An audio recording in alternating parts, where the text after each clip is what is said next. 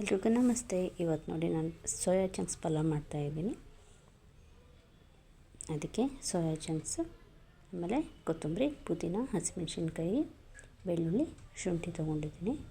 ಇದನ್ನು ನೀಟಾಗಿ ರುಬ್ಕೋಬೇಕು. ಫಸ್ಟು ನಾನು ಮಾಡೋ ವಿಡಿಯೋಸ್ ನಿಮ್ಗೆ ಇಷ್ಟ ಆದರೆ ಲೈಕ್ ಮಾಡಿ, ಶೇರ್ ಮಾಡಿ, ಸಬ್ಸ್ಕ್ರೈಬ್ ಮಾಡ್ಕೊಳ್ಳಿ. ನೋಡಿ, ಕೊತ್ತಂಬರಿ, ಪುದೀನ ಇದನ್ನೆಲ್ಲ ಹಾಕ್ಕೊಂಡು ರುಬ್ಕೋತೀನಿ ಫಸ್ಟು.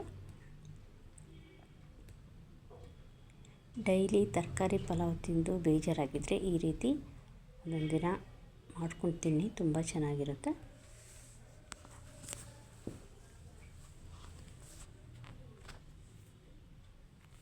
ನೋಡಿ, ಇದನ್ನು ರುಬ್ಕೋತೀನಿ. ಆಮೇಲೆ ಸೋಯಾ ಚಂಕ್ಸ್ನ ಬಿಸಿನೀರಲ್ಲಿ ಒಂದು 5 ನಿಮಿಷ ನೆನೆಸ್ಕೋಬೇಕು. ಉಪ್ಪು ಹಾಕ್ಬಿಟ್ಟು ಬಿಸಿನೀರಲ್ಲಿ ನೆನೆಯೋಕ್ಕಿಡಬೇಕು. ಆಮೇಲೆ ಕುಕ್ಕರಲ್ಲಿ ಎಣ್ಣೆ ಹಾಕ್ಕೊಂಡಿದ್ದೀನಿ ನೋಡಿ, ಎಣ್ಣೆ, ಆಮೇಲೆ ಚಕ್ಕೆ, ಏಲಕ್ಕಿ, ಲವಂಗ, ಒಂದು ಸ್ಟಾರ್ ಹೂವು, ಪಲಾವ್ ಎಲೆನ ಹಾಕ್ಕೊಂಡಿದ್ದೀನಿ. ಅದೆಲ್ಲ ಫ್ರೈ ಆದಮೇಲೆ ಒಂದು ಈರುಳ್ಳಿ ಹಾಕ್ಕೊಂಡು, ಆಮೇಲೆ ಒಂದು ಟೊಮೊಟೊನೂ ಹಾಕ್ಕೊಂಡಿದ್ದೀನಿ.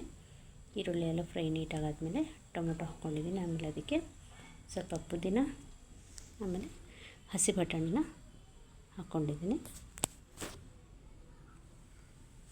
ಅದೆಲ್ಲ ಎಣ್ಣೆಲಿ ಫ್ರೈ ಆದಮೇಲೆ ರುಬ್ಬಿರೋ ಮಸಾಲೆನ ಹಾಕ್ಕೊಂಡಿದ್ದೀನಿ. ನೋಡಿ, 5 ನಿಮಿಷ ನೆನೆಸಿಟ್ಟಿದ್ದೆ. ಡಬಲ್ ಸೈಜ್ ಆಗಿದೆ ನೋಡಿ ಸೋಯಾ ಚಂಕ್ಸು. ನೋಡಿ, ನೀರೆಲ್ಲ ನೀಟಾಗಿ ಹಿಂಡಿಬಿಟ್ಟು ಹಾಕಬೇಕು. ಬಿಸಿನೀರಲ್ಲಿ ಸ್ವಲ್ಪ ಉಪ್ಪು ಹಾಕಿ 5 ನಿಮಿಷ ನೆನೆಸ್ಬೇಕು ಅದನ್ನು. ಆಮೇಲೆ ನೀಟಾಗಿ ಹಿಂಡಿಬಿಟ್ಟು ನೀರೆಲ್ಲ ಹಿಂಡಿ ಹಾಕಬೇಕು. ಸ್ವಲ್ಪ ಧನಿಯಾ ಪೌಡ್ರ್ ಹಾಕ್ಕೊಂಡಿದ್ದೀನಿ. ಆಮೇಲೆ 1 ಲೋಟ ಅಕ್ಕಿಗೆ 2 ಲೋಟದಷ್ಟು ನೀರು ಹಾಕಿಬಿಟ್ರೆ ಸಾಕಾಗುತ್ತೆ. ಸ್ವಲ್ಪ ನಿಂಬೆಹಣ್ಣು ಬೇಕಿದ್ದರೆ ನಿಂಬೆಹಣ್ಣು ಹಿಂಡ್ಕೋಬೋದು. ಕಸೂರಿ ಮೇಥಿನ ಹಾಕ್ಕೊಂಡಿದ್ದೀನಿ.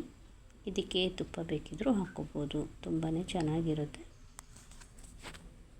ನೋಡಿ, ನಾನು ಸ್ವಲ್ಪ ನಿಂಬೆಹಣ್ಣು ಹಿಂಡ್ಕೋತೀನಿ. ಒಂದು ಅರ್ಧ ನಿಂಬೆಹಣ್ಣಷ್ಟು ಹಿಂಡ್ಕೋತೀನಿ. 2 ವಿಷಲ್ ಕೂಗಿಸ್ಕೊಂಡ್ಬಿಟ್ರೆ ರೆಡಿನೇ ಆಯಿತು. ಓಕೆ, ಮತ್ತು ನೆಕ್ಸ್ಟ್ ವಿಡಿಯೋದಲ್ಲಿ ಸಿಗ್ತೀನಿ. ಓಕೆ, ಬಾಯ್.